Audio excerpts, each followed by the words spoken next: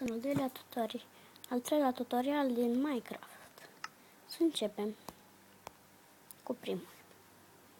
Se construiește. Acum, hai să vedem în construcție. Vedem ce să facem. Așa.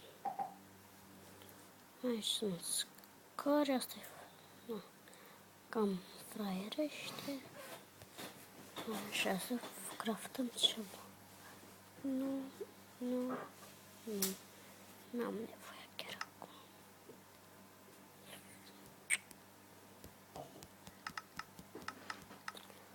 Bricks.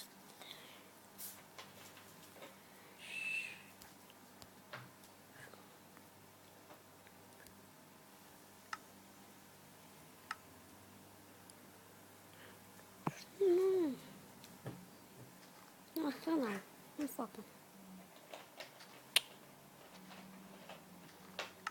Așa. Fac și niște asta. Stați un pic. Dar ce ne trebuie?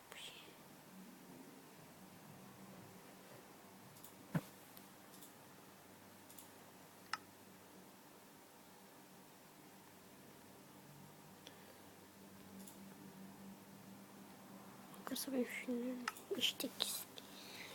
Acum ce procesul? Să vedem, să ne punem cum ar fi scări asta. Să ne punem să fie și mai frumos.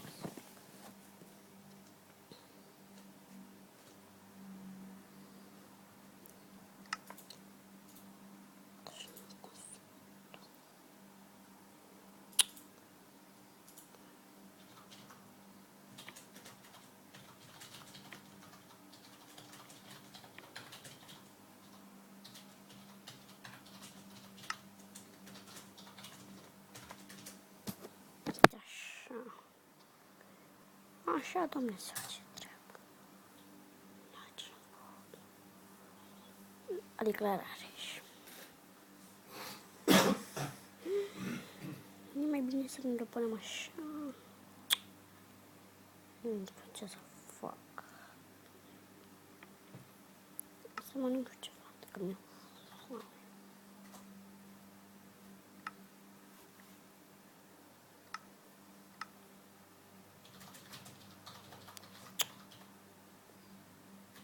Bună. Acestea sunt eu. Am creat de mine, nu mai de bine. Am făcut tot ce vedeți. Eu am făcut în afară de teren. Și ce dat eu, cărămizeam unii fili și nu știu de ce nu vrea. Spune că să facem o torță. Nu. Craftăm 4 opți inițial. Torță avem, tot avem.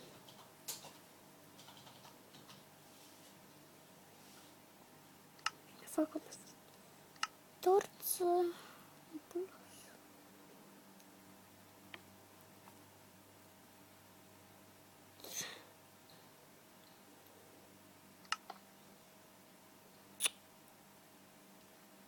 Ce?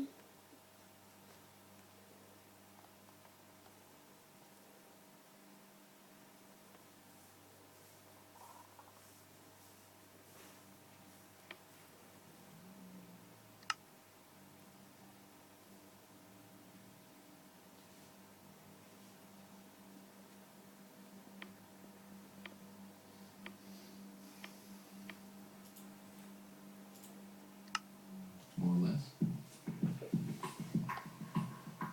But the problem being here is then when you, more or less, master, and you'll have the same effect, more or less. But the problem problem being here is that when you actually turn the level down,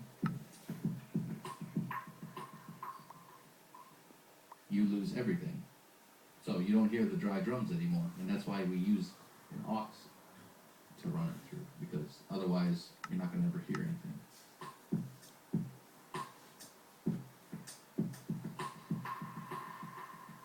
Make sense? Now, another cool trick that a lot of people don't know about is when you're in the output tab, there is another window for you to look at. You can see, it says right here, if you can see 1 of 2, and you can see the right arrow lit up. So if I click over, you come into the aux mode of whether it's going to pre-mix or post-mix. What's cool about this is with a pre-mix, you can basically switch the effect of an aux send to pre, and then you can actually turn down the source to only hear the effect return.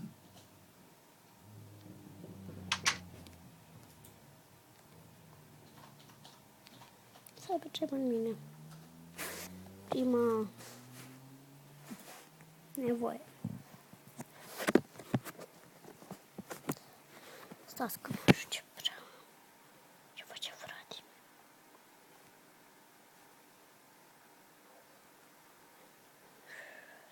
Le arăt eu lecții ca la carte la zombie la anul. Pe Ana prea am și o timp să scot din mine.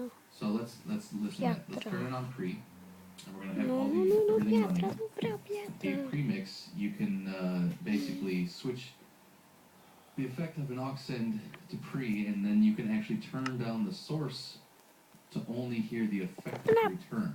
Pui! So let's listen to that. Let's turn it on pre, and we're gonna have all the everything running.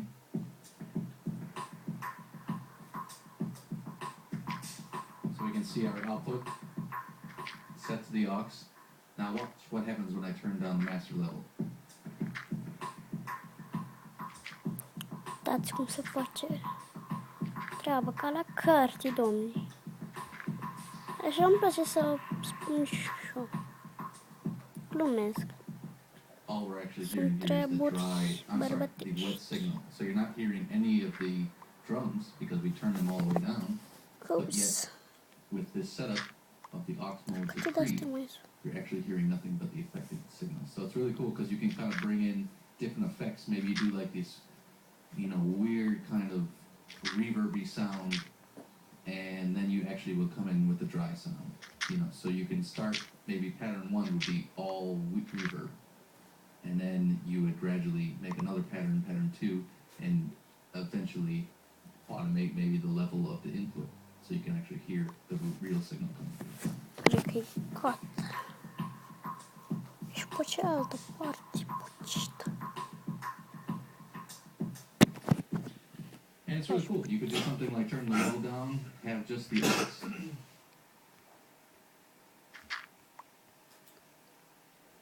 Real signal coming through. And it's really cool. You could do something like turn the level down, have just the aux. This even onto a new pad. Pull this even onto a new pad, and resample this even onto a new pad.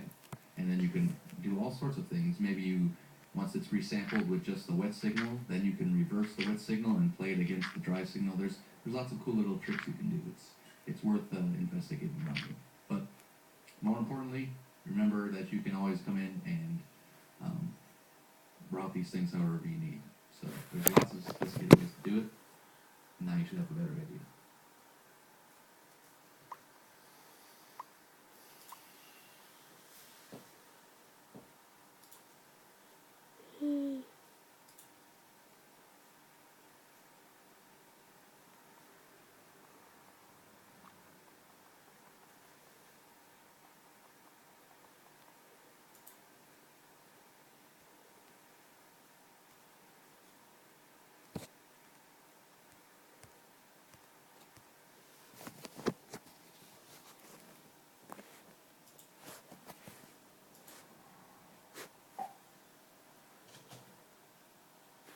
Alright, so the next thing I want to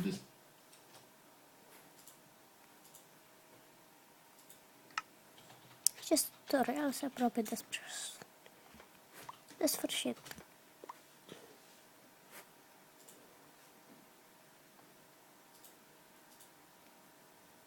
Și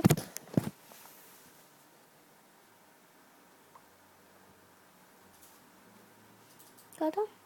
Bravo mie!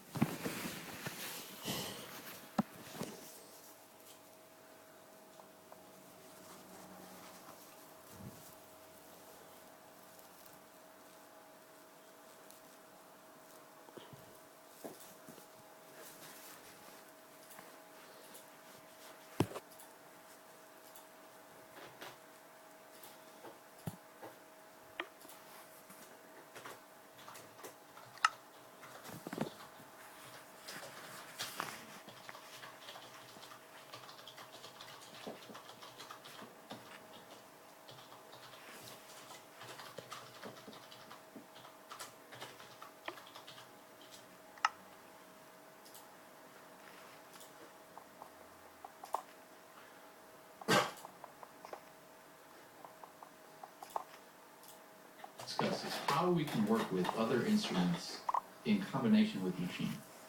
So we've done this a little bit on sampling external sources, but here's another idea on how if you're going to be using your hardware synthesizers, other hardware drum machines, other computers, other anything, that a good way to set up your machine is to have everything ready to go so you can work with it. So first thing we did is we made a quick little drum beat. Să fac și un castel jurastic.